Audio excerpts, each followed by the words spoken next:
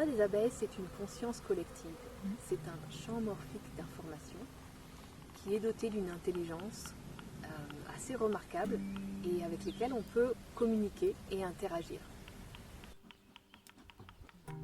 Chaque colonie d'abeilles a sa propre personnalité.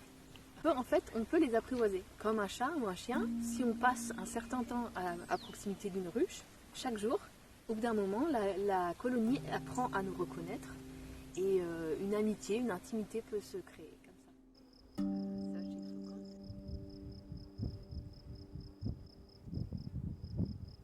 Ce livre, c'est un point de rencontre entre art, écologie et spiritualité. Donc il y a des parties qui sont plus biographiques, où je raconte des expériences amusantes, des anecdotes que j'ai vécues pendant les 10 dernières années avec les abeilles. Des parties qui sont plus techniques, où j'apporte des informations sur l'apiculture en général et sur une nouvelle approche de l'abeille. Quand on veut vraiment respecter l'être l'abeille, comment on peut travailler avec elle, co-créer avec elle. Et puis une grande partie du livre laisse la parole à la voix de l'abeille, où la Deva des abeilles nous invite à sortir de l'approche habituelle anthropocentrée de la ruche et de l'apiculture et à découvrir leur monde de l'intérieur et à comprendre leur rôle énergétique au sein du vivant.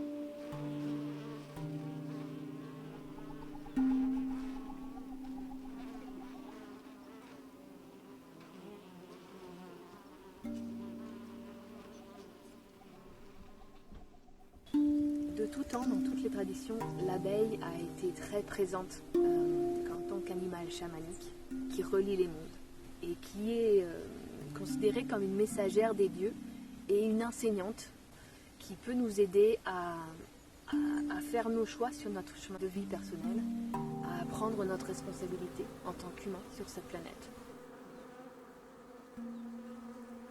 Le poète Khalil Gibran disait « L'abeille est une messagère de l'amour ». C'est vrai à de nombreux niveaux.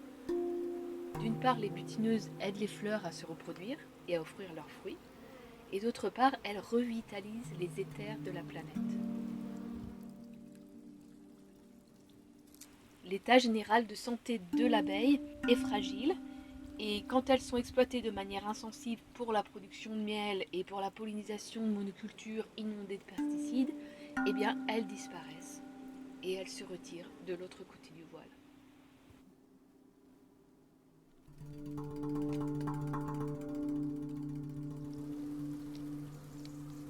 Dans la nature, les abeilles vivent dans les arbres creux ou dans des cavités entre les rochers.